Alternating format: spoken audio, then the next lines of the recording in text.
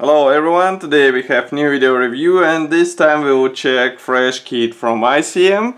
As usual, you can find link to the review article here in the video description below, so click it and read text in English and Russian. As for the kit, this is a 1/48 scale Junkers 88A-11, so it's a World War II German bomber from Ukrainian manufacturer. And as you can see, it comes in quite big box. Here you can see comparison with my hand, it's really big for 48 scale, I would say. On the side we have some information about the real aircraft, information about the plastic kit, so there are 226 parts inside, which we will assemble into aircraft with wingspan equal to 418 millimeters, so it's quite impressive, I would say. Here we have some information about the manufacturer, and here we have one of the marking options which are included into this kit. As for the box structure, it is quite typical for ICM, so we have this color printed top part, which is quite flexible, as you can see, it's quite thin. And then we have sturdy white cardboard box inside, which should protect all those parts from the possible damage. And as you can see, there is plenty of space inside, so they should stay intact during shipment. So, just give me a second to remove this box out of this mat, and we'll check those parts closer. Actually, they're really big frames, so be careful with them. And as you can see, there is one part already break away, and it is a propeller hub. Nothing serious as far as you can see, but still you can see what happens when you pack all frames into the same plastic bag. So, transparent frame is packed into separate plastic bag, so at least it won't be scratched. And as you can see, molding quality is quite nice, but the only thing you will need here is, of course, mask set, because it's not included into this kit, and you will have to buy it, or you will have to cut those masks by yourself. Next we have first large gray plastic frame, which is dedicated to fuselage halves. I'll zoom out so that you can see them. Note that both are designed without tail segment. I see some plastic bits on them, but it's nothing serious. Maybe it was left out of the factory. Nevertheless, here we also have some tail parts. Note that elevators are molded separately. Belly part of the aircraft is also separate. Here we have some cockpit elements, and the inside there is just modest cockpit detailing, which will be improved with separate plastic parts. And of course nobody stops you from buying let's say additional PE set for fine detailing of your aircraft. It will be up to you.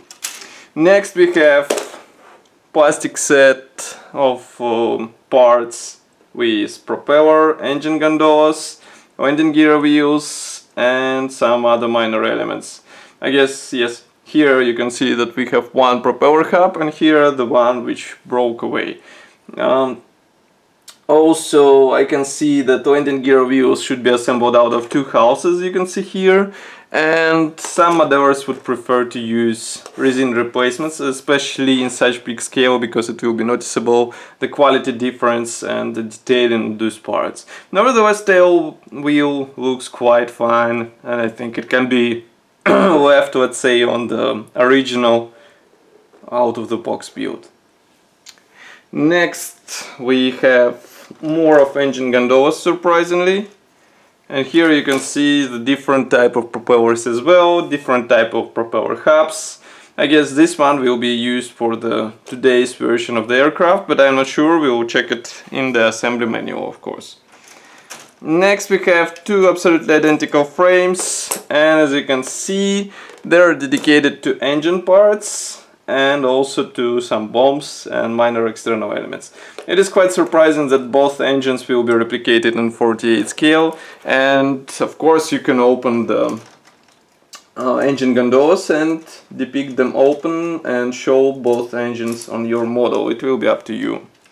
Next we have another plastic frame. This one is dedicated to different cockpit elements, large landing gear legs, ailerons, flaps, everything is included here, and everything looks quite fine, I would say. We just carefully separate these parts of the sprue, glue them on the aircraft, and it should be fine. Then we have some parts for the machine guns. I will zoom in so that you can see them. Here they are. Molding quality is still good, and I guess application won't be problematic. And last but not the least is frame with wing parts. Just give me a second. I'll try to clean it off the plastic.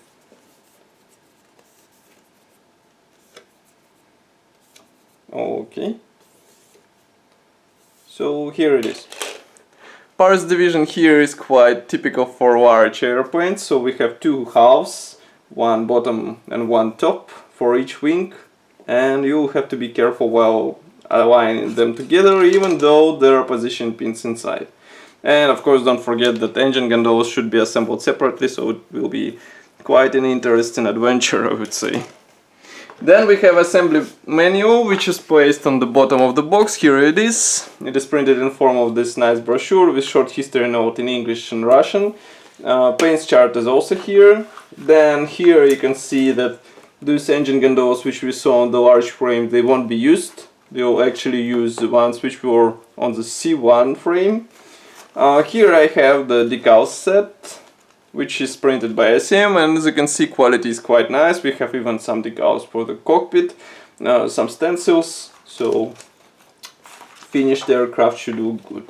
Assembly process starts with cockpit, of course. Then I gradually continue into the main wing, engines, landing gear system, and you have a finished airplane.